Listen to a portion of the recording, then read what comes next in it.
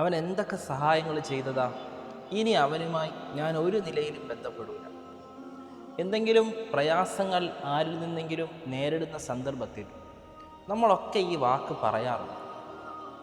നമ്മൾ മാത്രമല്ല, ആദരവായ റസൂലുള്ളാഹി സ്വല്ലല്ലാഹു അലൈഹി വസല്ലമ തങ്ങളുടെ ഏറ്റവും ഉയർന്ന ഒരു സ്വഹാബിയും ഇതേ നിലയിലുള്ള വാക്കുകൾ പറഞ്ഞിട്ടുണ്ട്. എത്രത്തോളം റസൂലുള്ളാഹി സ്വല്ലല്ലാഹു അലൈഹി വസല്ലമ തങ്ങൾ ആ സഹാബിയെക്കുറിച്ച് പറഞ്ഞത്, അള്ളാഹു അല്ലാതെ ഒരു കൂട്ടുകാരനെ തിരഞ്ഞെടുക്കാൻ എനിക്ക് അനുവാദമുണ്ടായിരുന്നെങ്കിൽ ഞാൻ അബൂബക്കർ റളിയല്ലാഹു തആല അൻഹുവിനെ തിരഞ്ഞെടുക്കുമായിരുന്നു.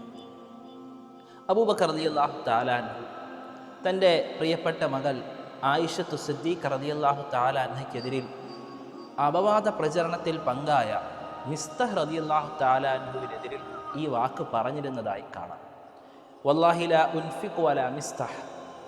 അന്ന് വരെ മിസ്തഹിൻ്റെ ജീവിതത്തിന് ആവശ്യമായ മുഴുവൻ കാര്യങ്ങളും ചെലവാക്കിക്കൊണ്ടിരുന്നത് അബൂബക്കർ സിദ്ദീഖ് റളിയല്ലാഹു അൻഹു ആണ്. പക്ഷെ തൻ്റെ മകൾക്കെതിരിൽ അദ്ദേഹം ഈ നിലയിലൊരു മോശമായ പ്രവൃത്തിയിൽ പങ്കായെന്നറിഞ്ഞ അബൂബക്കർ സിദ്ദീഖ് റളിയല്ലാഹു തആല അൻഹു വളരെ വിഷമത്തോടുകൂടി പറഞ്ഞു, വല്ലാഹി ലാ ഉൻഫിഖു അലാ മിസ്തഹ്. ഞാനിനി മിസ്തഹിനൊന്നും കൊടുക്കൂല, ഒരു കാര്യവും മിസ്തഹിന് വേണ്ടി ചെലവാക്കൂല. പക്ഷേ ഇത്ര കടുത്ത തീരുമാനമെടുത്ത അബൂബക്കർ സിദ്ദീഖ് റളിയല്ലാഹു തആല അൻഹുവിൻ്റെ മനസ്സിനെ മാറ്റാൻ വിശുദ്ധമായ ഖുർആനിൻ്റെ ഒരൊറ്റ ആയത്തിന് സാധിച്ചു.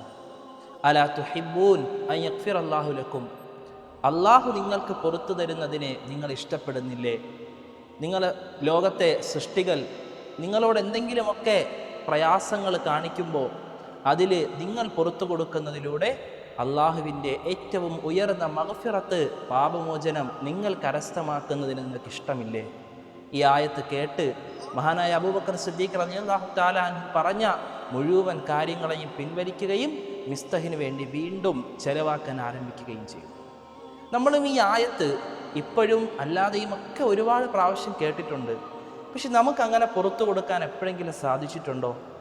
അങ്ങനെ സാധിച്ചിട്ടില്ല എങ്കിൽ ദാ ഈ നിമിഷം മുതൽ അതിനുവേണ്ടി തയ്യാറെടുക്കുക.